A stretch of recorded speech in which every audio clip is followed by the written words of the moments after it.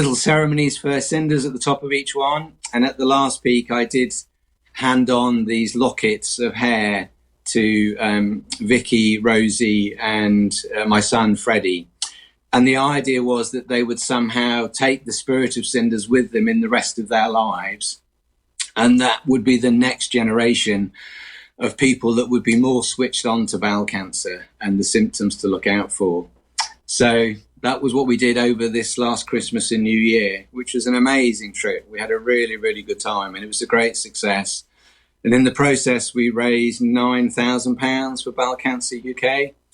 And we're making a kind of documentary film about it. So I became the film man. I'd never held the camera before. But basically, I'd kind of set the camera up, take pictures of the young people, then I'd leg it ahead and then park myself on a rock and then film them coming past me over a glacier or up a peak. And then basically I've got loads and loads of footage, and then with a couple of film students, we're putting together a documentary film which will tell Cinders' story, but also be a kind of vehicle for explaining both the conditions, the symptoms, and a strategy to try and avoid bowel cancer. We're hearing from the incredibly inspirational Andrew Yeats from Kendal. We're going to hear more about some of the further challenges he's going to take on in just a few minutes. In the meantime, though, you can find out more if you search online for Bowel Cancer, Andrew's Himalayan Trek. We're hearing from Andrew Yeats this morning from Kendal. Now, Andrew's wife, Cinders, who was also known as Lucy, died of bowel cancer in 2022. And since then, Andrew's devoted a lot of time and energy to raising awareness about it. Next month is Bowel Cancer Awareness Month. Now, Andrew's into all sorts of active outdoor sports, and he's taking on a pretty daunting series of physical challenges, raising money and awareness in memory of his wife. And when I was talking to him, it really came across that he was taking comfort from the thought of how much his wife would have loved to have joined him on these big trips. What I love, Andrew, is when you talk about all of these challenges, and clearly you're getting emotional about it, and I don't blame you, but what I love is that you take Cinders with you on all of these challenges. She is always with you, isn't she? Yeah, she is. When we were in the Pyrenees, it was amazing, because when we did the first trip, if I'm being absolutely honest, she was more interested in the wildflowers than the mountains, because they were so voluptuous and colourful and exotic compared to what we have in Cumbria. So when I did the trip across the Pyrenees, I just took hundreds of pictures of wildflowers. And every time I turned a corner and saw a wildflower, I thought it was Cinders smiling back at me.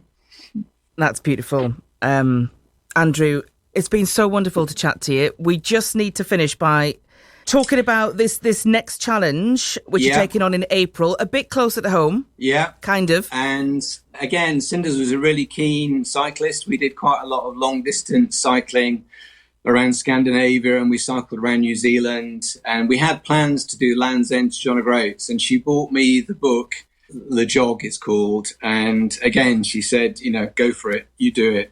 So we're setting off on Easter Friday, and we're going to cycle from the tip of Cornwall to the tip of Scotland, John O'Groats, and we're going to do it in her name, raising funds and raising awareness for Bowel Cancer UK. And the reason I'm doing it now at Easter time is because I've got two major mountain traverses to do in the summer holidays. I'm going to do a traverse across the Alps from Slovenia, going from the east to the west, 547 kilometres with 108 feet of climbing in an east-west direction. And then I'm going to turn around and go to Lake Geneva and walk south. And I'll do another 620 kilometres going from Lake Geneva down to Nice across the Alps. It's phenomenal. I love the fact that you are so passionate about this, and the fact that you love it as well, and you love doing these challenges is wonderful to hear. The two big traverses across the Alps this summer will be a training programme, because I want to walk the whole length of the Himalayas across all of Nepal, starting in Himachal Pradesh at one side and walking across all the mountain tops and passes through the Himalayas to Darjeeling on the other side, which is 3,218 kilometres, going over 65 mountain passes and climbing 280,000 feet. So it'll be a 6-month trek. And only a handful of people have ever done this. So I'm hoping to do that in Cinders' name, because she was a Himalayan mountain guide, and I want to celebrate her life in the Himalayas. And then when I get back from that, the following year, I'm going to sail around the world in a Cinders branded yacht without a fossil fuel engine. So all it'll be powered by is the sun and the wind. So I want to be at the whim of nature and to try and use the kind of beauty of nature to navigate all the way around the world on a little boat. Cinders would be really pleased about that because she hated fossil fuels and she was really keen on the environment. So that's my last challenge. And if I can do that, that will be 5 years of my life I've donated to Bowel Cancer UK. Andrew, can I just ask you, you know, when you tell people about all of these challenges, does anyone come back with the word bonkers ever? I think most people think I'm a bit mad. But, you know, I can't sit at home moping, feeling miserable about it. And I can't just sit here lamenting the loss of Cinders. Like, I feel like I need to do something positive and creative that, in a slightly selfish way, makes a reasonable life for me that's interesting, but has a bigger purpose that may be of benefit to other people. And that's the key thing for me, is if I can be of some good to other people, and if just one other family don't lose their mum like we did, then it's all been worth it. Well said, Andrew. Thank you so much. For anyone who wants to donate, Andrew, how do they go about it? Well, we've set up an Instagram thing called Adventure Check. So if anyone's in Instagram and they type in Adventure Check, that should come up. We've also, I don't know quite how you get to it, we've set up a Just Giving page and also a Much Loved tribute page with Bowel Cancer UK. So if they contacted Bowel Cancer UK, mentioned my name and mentioned Cinders, then I'm sure they would point you in the right direction to make a donation. Well, Andrew, thank you very much and best of luck with the rest of the challenges. Well done for the ones you've done so far.